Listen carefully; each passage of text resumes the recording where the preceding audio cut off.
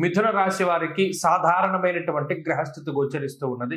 ప్రత్యేకించి ఈ రాశి వారికి రాహు చంద్రుల యొక్క అనుకూలత మాత్రమే ఉన్నది. జన్మకుజుడు, వ్యయగురుడు కొంత ఇబ్బంది పెట్టేటువంటి గ్రహాలు 9వ స్థానంలో గ్రహాలు కేంద్రీకృతం అవడం వల్ల అది కూడా కొంత ఇబ్బందికరమైనటువంటి పరిస్థితిని కలగజేస్తారు. ప్రత్యేకించి 9వ స్థానమందు ఉండేటువంటి శని రవుల యొక్క కలయిక గత వారంలో కూడా మనం దీని గురించి చెప్పుకున్నాం. ఇదే అత్యంత పాపస్థితి. అయితే దీనివల్ల ఏమవుతుంది అంటే ఎక్కువగా డిసప్పాయింట్మెంట్ అంటారు ఇంగ్లీష్లో చెప్పాలంటే.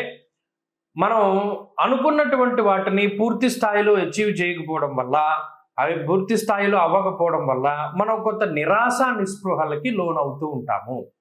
ఈ మిథున రాశి వారిలో ఉన్నదల్లా ఏంటంటే నిరాశ నిస్పృహలు కొంత ఎక్కువగా ఉన్నాయి. అది గత 2 వారాల నుండి కూడా కనబడుతూ ఉన్నది. అనగా మీకు రావాల్సినటువంటి అప్రైజల్ సరిగ్గా రాకపోవడమో, పలానా పని మనం ఇంత కష్టపడి చేశాం కదా, దీనికి మనకి ఇంత గుర్తింపు వస్తుంది అని భావించి మనం ఎదురు చూస్తూ ఉంటే కనీసం దాన్ని ఎవరు పట్టనట్టు వాళ్ళు మాట్లాడుకుంటూ ఉండడం, ఇవన్నీ కూడా కొంత బాధ ఇస్తూ ఉంటుంది. మీరు ఏ రంగంలో ఉన్నా ఆఖరికి కుటుంబ పరంగా ఏదైనా ఒక పని చేసినప్పటికీ కుటుంబ సభ్యుల నుండి కూడా అప్రైజల్స్ అన్నవి రావు. అంటే ఓ పలానా కష్టపడ్డావు, బాగా చేశావు అని మీ శ్రమని వాళ్ళు గుర్తించేటువంటి పరిస్థితులు ఉండవు.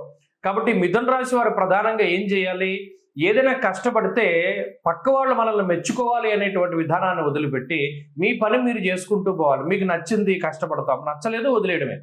ఎవరి మెప్పు కోసం ఏ పని చేయకూడదు, ఎవరైనా మెచ్చుకుంటారని చేయకూడదు. ఇది ప్రధానంగా ఈ వారం గుర్తుపెట్టుకోవాలి. ఎవరైనా మెచ్చుకుంటారని చేస్తే వాళ్ళు మెప్పు సరికదా, మీరు పడ్డ కష్టానికి తగిన ప్రతిఫలం కూడా రాదు. అంతేకాకుండా ఇక్కడ ఉన్నటువంటి పరిస్థితులు కొంత విరుద్ధంగా ఉన్నాయి. ప్రత్యేకించి మీ దగ్గర ఒక స్కిల్నో టాలెంట్నో ఏదో ఒకటి మీరు నమ్ముకుని జీవనాన్ని గడుపుతూ ఉంటే దానికి అంటే మీతో అవసరం వచ్చినటువంటి వాళ్ళు మీ దగ్గరికి రావడం, మిమ్మల్ని ఉపయోగించుకోవడం, తీరా మీ అవసరం తీరిన తర్వాత మిమ్మల్ని వదిలిపెట్టేసి వెళ్ళిపోతూ ఉండడం. వెళ్ళిపోయే వాళ్ళు మామూలుగా వెళ్ళిపోవాలి కదా, ఏదో తగువ పెట్టుకుని వెళ్ళిపోతూ ఉండడం. ఇది చాలా ఇబ్బందిని కలగజేస్తుంది. మనంతటా మనం రమ్మలేదు, మనం ఏదో పని వచ్చేయాలని సహాయం చేశాము, తిరిగి మనల్ని ఇలాంటి మాటలు అన్నారే అనేటువంటి మానసిక వ్యథ ఇది అన్ని రంగాల్లోనూ కనబడుతుంది.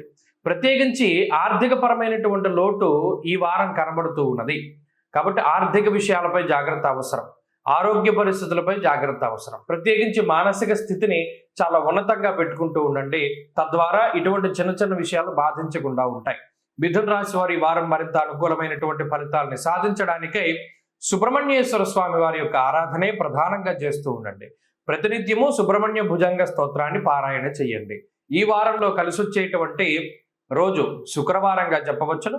అదృష్ట సంఖ్య 9, అదృష్ట వర్ణము తెలుపు. తదుపరి కర్కాటక రాశి.